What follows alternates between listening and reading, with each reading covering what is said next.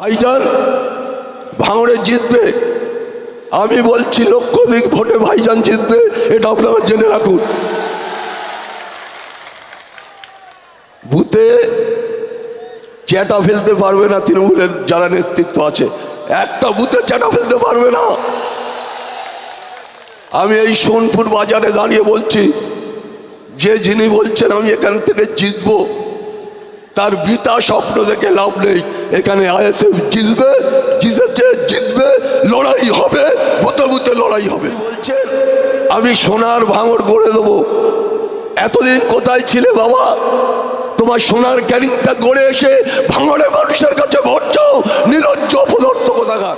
ভাঙড় না চাই মুখ্যমন্ত্রী আর অভিষেক ব্যানার্জি, তাতে চুরি করতে হলেও করতে হবে, বুথ দখল করতে হলেও করতে হবে। শওকত মোল্লাকে এবার ভাঙড় থেকে চাই আমরা। অভিষেক বন্দ্যোপাধ্যায় ব্যঙ্গ করেছেন। কি ব্যঙ্গ করেছেন? আজকে একজন ক্রিমিনালকে এখানে টিকিট দিয়েছেন, ওখান থেকে তুলে এনে ক্যানিংয়ে 1 ইঞ্চি উপকার করেননি, একটা গরিব মানুষের ঘর করে দেয়নি। অভিষেক বন্দ্যোপাধ্যায় জেনে রাখা উচিত যে তুমি ক্যানিংয়ে বলো না সেখানে 50,000 ঘর দেবো। আইএসএফ এর ক্যান্ডিডেটকে হারিয়ে তৃণমূলের ক্যান্ডিডেট যেতাম, সেখানে একটা মানুষের ঘর নেই। খুবই খারাপ।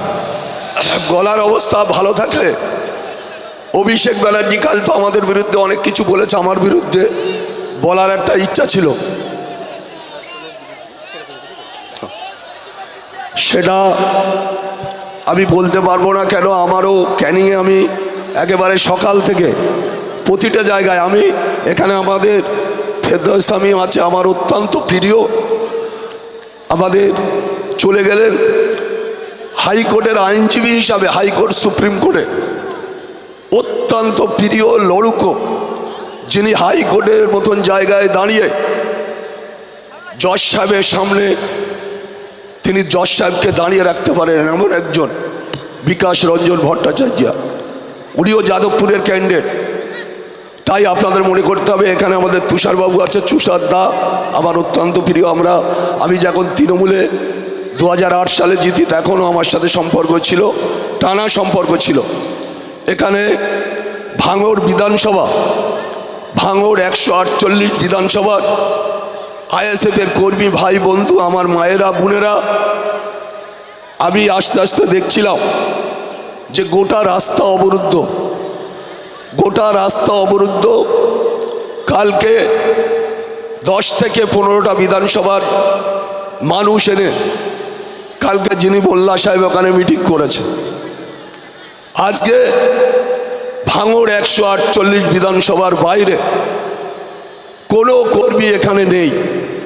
তাতে প্রমাণ করে যে ভাঙড়ে মায়েরা বোনেরা যারা রাস্তায় নেমে প্রতিবাদ করে, আজকে তার প্রমাণ প্রচুর মায়েরা বোনেরা এসছে, আমার ভাইরা, ছোট ছোট ভাই, আমার বয়স্ক গুরুজন অনেকেই এসছে।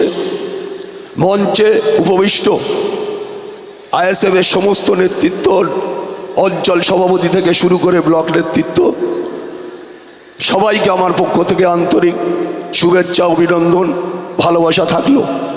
আমি শুধু আপনাদের কাছে বলবো, আমরা দেখেছি গত পঞ্চায়েত নির্বাচনে আইএসএফের কয়েকজন মারা গেছে।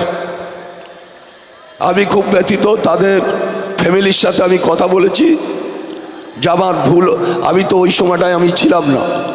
টোটালটা ক্যানিং থেকে বাইরের লোক এসে গুলি করে কয়েকজনকে মেরেছে। আমাদেরও কয়েকজন ছেলে মারা গেছিলো, সেই সময় আমি তখন তৃণমূলে থাকি। তাই আমি সেই মায়েদের বোনেদের তাদের কাছে গিয়ে আমি ভুল স্বীকার করেছি। যদি আমি ভুল করে থাকি, আপনারা আমারে মাফ করে দেবেন। এই নিয়ে অভিষেক বন্দ্যোপাধ্যায় ব্যঙ্গ করেছেন। কি ব্যঙ্গ করেছেন? আজকে একজন ক্রিমিনালকে এখানে টিকিট দিয়েছেন, ওখান থেকে তুলে এনে ক্যানিংয়ে 1 ইঞ্চি উপকার করেননি, একটা গরিব মানুষের ঘর করে দেয়নি। অভিষেক বন্দ্যোপাধ্যায় জেনে রাখা উচিত যে তুমি ক্যানিংয়ে বলো না সেখানে 50,000 ঘর দেবো, আইএসএফ এর ক্যান্ডিডেটকে হারিয়ে তৃণমূলের ক্যান্ডিডেট জেতান, সেখানে একটা মানুষের ঘর নেই। আজ বড় বড় কথা, ভাঙড়ে এসে পিসি আসছেন, উনি আসছেন, ওনার তো এই বাংলার যত বড় বড় নেতা সবাই ভাঙড়ে এসছে। কেন? একজন খুনি, একজন তোলাবাজ, তাকে জেতাতে হবে। ভাঙড় থেকে কোটি কোটি টাকা মুখ্যমন্ত্রীর বাড়িতে পৌঁছবে, সেই জন্য শওকত মোল্লার মতন লোকে জেতাতে হবে। এখান থেকে আমি 6 মাস জেলে ছিলাম। আপনারা দেখেছেন ভাঙড়ের মানুষ, আপনারা সবাই জানেন, ওয়েটল্যান্ড বিক্রি হয়ে গেছে 100 বিঘে, খাস জমি বিক্রি হয়ে গেছে 100 বিঘে। আজকে খালের পাড় পর্যন্ত, নদীর পাড় পর্যন্ত বিক্রি করে দিয়েছে এই শওকত মোল্লা। উনি বলছেন আমি সোনার ভাঙড় গড়ে দেবো। এতদিন কোথায় ছিলে বাবা? তোমার সোনার ক্যানিংটা গড়ে এসে ভাঙড়ের মানুষের কাছে ভোট চাও? নির্লজ্জ অপদার্থ কোথাকার। নির্লজ্জ না হলে সেখানে বলছে আমি সোনার ভাঙড় গড়ে দেবো। তুমি কি কি ভাঙড়ের মানুষ হাড়ে হাড়ে জানে? তুমি এখানে তোলা তুলতে এসছো, মানুষকে খুন করতে এসছো, মানুষের বাড়ি গিয়ে জুলুম চালাচ্ছ। তোমার আর কি দরকার আছে বাবা? তুমি তো অনেক কিছু করেছো। এখন যেভাবে ভাঙড় না চাই মুখ্যমন্ত্রী আর অভিষেক ব্যানার্জি, তাতে চুরি করতে হলেও করতে হবে, ভূত দখল করতে হলেও করতে হবে। শওকত মোল্লাকে এবার ভাঙড় থেকে চাই আমরা।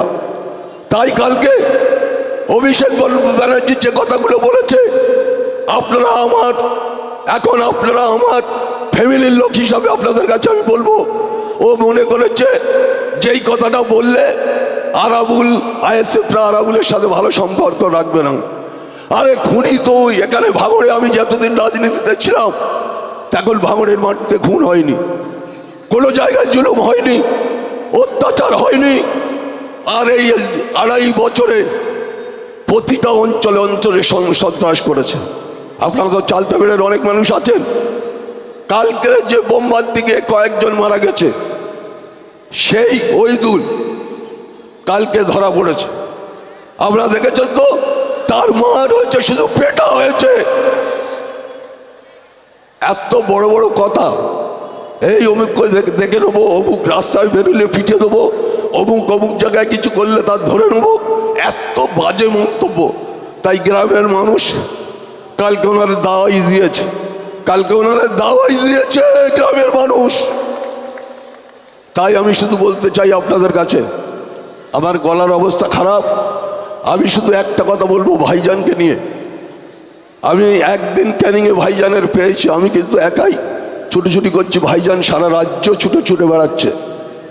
ভাইজান ভাঙড়ে জিতবে, আমি বলছি লক্ষাধিক ভোটে ভাইজান জিতবে, এটা আপনারা জেনে রাখুন। বুথে চ্যাটা ফেলতে পারবে না তৃণমূলের যারা নেতৃত্ব আছে, একটা বুথে চ্যাটা ফেলতে পারবে না। আমি এই সোনপুর বাজারে দাঁড়িয়ে বলছি, যে যিনি বলছেন আমি এখান থেকে জিতবো, তার বৃথা স্বপ্ন দেখে লাভ নেই। এখানে আইএসএফ জিতবে, জিতেছে, জিতবে, লড়াই হবে, বুথে বুথে লড়াই হবে, দাঁড়াবার জায়গা পাবে না। যারা আজকে বড় বড় কথা বলছে, যারা আজকে মুখ্যমন্ত্রী মতন মহিলা, সে বলছে শওকত মোল্লা আমার ডান হাত। আর তুমি সরকারি মিটিংয়ে কি বললে? এই তুই তো বোমা দিস। সে মিটিংয়ে আমিও ছিলাম, সেই মিটিংয়ে আমিও ছিলাম। বলছে বাস টার্মিনাল করবে কোথায়? জীবনতলায়। বলে আচ্ছা, মানে কি রহস্যটা করলেন? আচ্ছা তুই বাস স্ট্যান্ড করবি, তুই তো বোমা দিস। একদম মমতা বন্দ্যোপাধ্যায়ের সামনাসামনি আমি বসেছিলাম, এমন নাটক করে বলছে মুখ্যমন্ত্রী, বলে আচ্ছা তুই তো বোমা দিস, এরকম করে বলছে। আর সে এবারে এসে বলছে শওকত মোল্লা আমার ডানা, আমার সিকিউরিটি না থাকলে আমি শওকত মোল্লা দেবো। 39 জন লেগে ঘুরে বেড়াচ্ছ তো বাবা, ডাইনে সিকিউরিটি, বাঁয়ে সিকিউরিটি, মাথায় সিকিউরিটি, পিছনে সিকিউরিটি। কেন? ভাঙড়ের মানুষ ওনাকে মাচ্চর বলবে বলে সেই জন্য সিকিউরিটি উনি ঘিরে নিয়েছে। পোলেরহাটে নিজের গাড়িতে নিজে বোম মেরেছে, মেরে সিকিউরিটি নেওয়া হয়েছে। আপনারা জানেন, আমি সেদিন সেই রাত্রি ফ্রেশ করে বলেছিলাম যে নিজের গাড়িতে নিজে বোম মেরে সিকিউরিটি বাড়ানোর জন্য চেষ্টা করেছে সেটা সিকিউরিটি আছে 39 জন সিকিউরিটি ভদ্রলোকের। ভাবতে পারেন যে এই ধরনের একজন তোলাবাজ, এই ধরনের একজন মানুষ, ভাঙড়ের মানুষ কিন্তু ভাঙে তো মচকায় না, এটা জেনে রাখতে হবে শওকত মোল্লার, যে ভাঙড়ের মানুষ ভাঙে তো মচকায় না, এটা জেনে রাখতে হবে ওনার। তাই আমি বলবো যে মঞ্চে অত্যন্ত দায়িত্বপূর্ণ নেতৃত্বরা রয়েছে। তুষারদার মতন লোক অত্যন্ত সিনিয়র বাম নেতা, একটা সময় উনি ভাঙড়টা টোটাল চালিয়েছে। আজকে আমরা আইএসএফ সিপিএম আমরা যৌথভাবে সারা রাজ্যে আমরা লড়াই করছি। ক্যানিংয়ের একটা কথা আপনাদের বলি, যে ক্যানিংও যেভাবে আমি যেখানে যেখানে যাচ্ছি সেখানে লকডাউন করে দিচ্ছে। যেখানে প্রচার, গুরুত্বপূর্ণ দিনে একটা প্রচার করব, সেখানে থানা থেকে লকডাউন করে দেওয়া হচ্ছে। থানা অফিসাররা তারা পর্যন্ত দাবিদারি করছে শওকত মোল্লার কথায়। আপনাদের মনে রাখতে হবে, লকডাউন ফাউন করে কিছু লাভ নেই। ক্যানিংও আরাবুল ইসলাম জিতবে, এটা এদের আইএসএফদের জেনে রাখা, এই তৃণমূলদের জেনে রাখা উচিত যে ক্যানিংও আরাবুল ইসলাম জিতবে। যাই করুক, লকডাউন করুক, মানুষের উপরে জুলুম চালাক, মানুষকে বাড়ি থেকে বেরোতে দেওয়া হয় না, মানুষের উপরে অত্যাচার।